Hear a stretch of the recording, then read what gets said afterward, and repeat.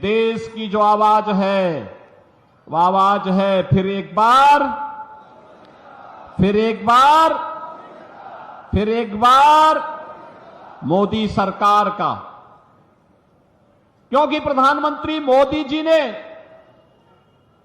देश के अंदर 10 वर्ष में देश की तस्वीर और तकदीर को बदलने का काम किया है। देश के अंदर सुरक्षा का बेहतर माहौल दिया है। देश के अंदर विकास के बड़े बड़े कार्य किए हैं। गरीब कल्याणकारी योजनाओं की एक लंबी श्रृंखला दी है। बहनों और भाइयों, याद करिए 2014 के पहले देश के अंदर आतंकी वारदात होती थी, बम विस्फोट होते थे और सुरक्षा का वातावरण था, लोग भयभीत रहते थे। 2014 के बाद आतंकवाद को नियंत्रित किया गया और 2019 आते आते मोदी जी ने ऐसा कार्य किया कि आतंकवाद की जो जड़ थी, कश्मीर की धारा 370, उसी को समाप्त करके उखाड़ फेंक दिया गया और आज भारत में आतंकवाद का नेस्तनाबूद कर दिया गया। बहनों और भाइयों, अब तो कहीं पे जोर से पटाखे का धमाका होता है तो पाकिस्तान सफाई देता है कि नहीं नहीं हमारा हाथ नहीं है, क्योंकि पाकिस्तान को डर है अगर गलती से भी भारत के अंदर आतंकी घटना को अंजाम दिया और किसी निर्दोष नागरिक की जान गई तो लेने के देने पड़ जाएंगे। बहनों और भाइयों, बिनु भय होई न प्रीति, यही है आज देश का दुश्मन भी भारत की ताकत का एहसास कर रहा है। ये किसके कारण? ये किसके कारण? मोदी जी के कारण। कांग्रेस के कारण नहीं। कांग्रेस के समय में तो आतंकी वारदात होती थी, एक कानों में तेल डाल करके चुपचाप सो जाते थे, आंखों में चश्मा लगा करके ये लोग चुपचाप अनदेखी कर देते थे। कहते थे हम देख रहे हैं, देख रहे हैं, देखेंगे। अनदेखी करते हुए भी कहते थे कि हम देख रहे हैं, देखेंगे, और आतंकी अपनी वारदात को आगे बढ़ाता था। और समाजवादी पार्टी तो उससे भी 2 कदम आगे बढ़ गई। इतनी बेशर्मी की इन्होंने, इतनी बेशर्मी की कि जिन लोगों ने अयोध्या में राम जन्मभूमि पर हमला किया था, जिन लोगों ने काशी में संकट मोचन मंदिर पर हमला किया था, उन आतंकवादियों के मुकदमों को समाजवादी पार्टी ने वापस लेने का दुस्साहस किया था। तो हम धन्यवाद देना चाहेंगे न्यायपालिका को कि इन्होंने समाजवादी पार्टी की इस मंशा को पूरा नहीं होने दिया। और उस समय कोर्ट ने तीखी टिप्पणी की थी समाजवादी पार्टी पर, समाजवादी पार्टी की सरकार पर।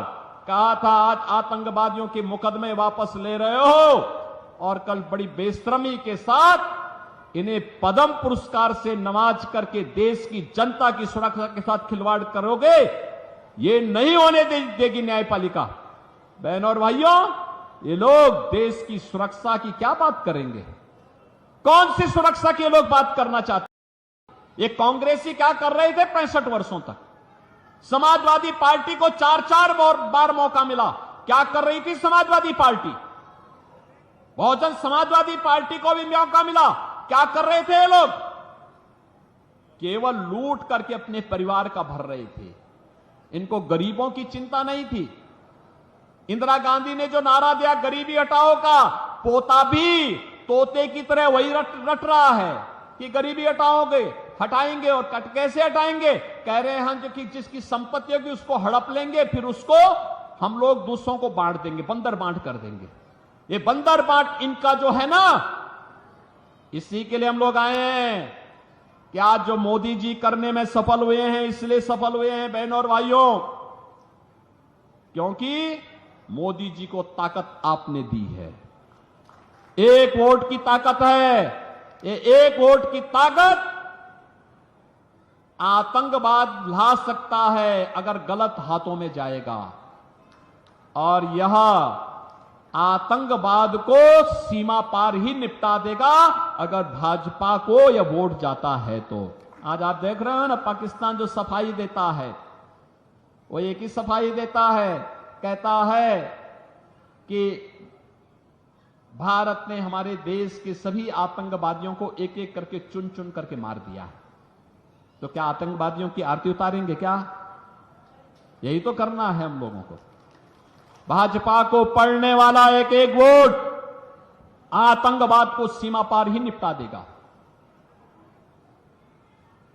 आपको आपका भाजपा को मिलने वाला एक एक वोट बेटी और व्यापारी को सुरक्षा की गारंटी दे देता है, कर्फ्यू से मुक्ति और कावड़ यात्रा को ले चलने की गारंटी भी दे देता है। बहनों और भाइयों, आपका एक वोट गरीब के जीवन में परिवर्तन ला करके, कांग्रेस के समय में गरीबी बढ़ी और मोदी जी के 10 वर्ष के कार्यकाल में 25 करोड़ लोग गरीबी रेखा से मुक्त होकर के खुशहाल जीवन जीने के लिए आगे बढ़े हैं, विकास की प्रक्रिया के साथ आगे बढ़े।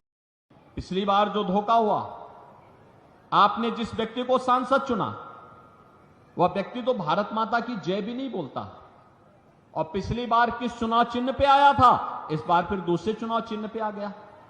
ये हमेशा पहले उसने हाथी का सहारा लिया और जब यहां पूरा चर खा लिया है तो अब वह हाथ का सहारा लेकर के जबरदस्ती यहां के संसाधनों को लूटने का प्रयास कर रहा है।